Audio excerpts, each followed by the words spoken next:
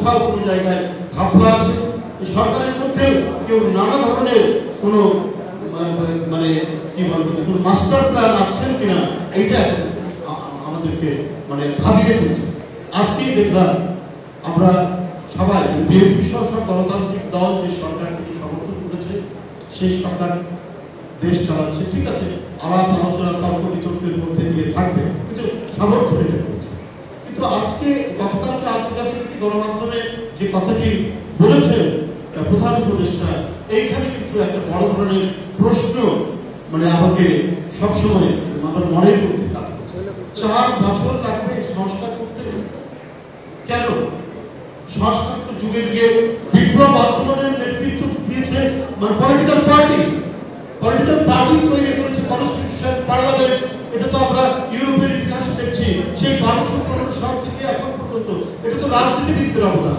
সেই ক্ষেত্রে বলা হয়েছে যে ঠিক আছে, এখানকার যারা সুশীল সমাজ, বিজ্ঞ সমাজ বা অন্তর্বর্তীকালীন যে সরকার, তারা একটা পরামর্শ নেই সংস্কার। কিন্তু এই সংস্কার বাস্তবায়ন করতে কি বলে 4 বছর লাগবে। যে মানে অবাধ সুষ্ঠু নির্বাচনের জন্য আমাদের লড়াই, যে কথা বলার স্বাধীনতার জন্য আমাদের লড়াই, যে বাচ্চারা আছে যাদের 20, 22, 25 বছর বয়স, যারা ভোট দিতেই পারেনি, ভোট দেওয়াই জানে না, তারা আর কতদিন বঞ্চিত হবে? এটা তো অন্তর্বর্তীকালীন সরকার হবে গণতন্ত্রের প্রতীক, গণতন্ত্রের মডেল। তারা সেটি না করে এই যে প্রলম্বিত করা এক ধরনের আমার মনে হচ্ছে কোথাও যেন একটা কোনো জটিলতা হচ্ছে, যেখানে মানে গণতন্ত্র চর্চা এবং রাষ্ট্রের গণতান্ত্রিক বিকাশ গড়ে তোলার ক্ষেত্রে কোথাও কোনো সমস্যা হচ্ছে।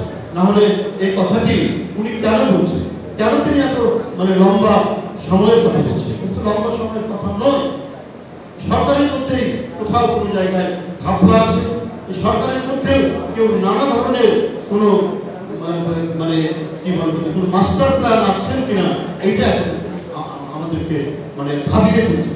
আমরা এই কথা গতকাল বলিনি, গত পরশু দিনই বলি। আমরা বলেছি দ্রুততর সময়ে নির্বাচন, কিন্তু গতকালকে এই কথাটির পর আমাদেরকে সত্যিকার অর্থে ভাবিয়ে তুলছে। উদ্দেশ্যটি কি সেটা মানুষ জানতে চায়।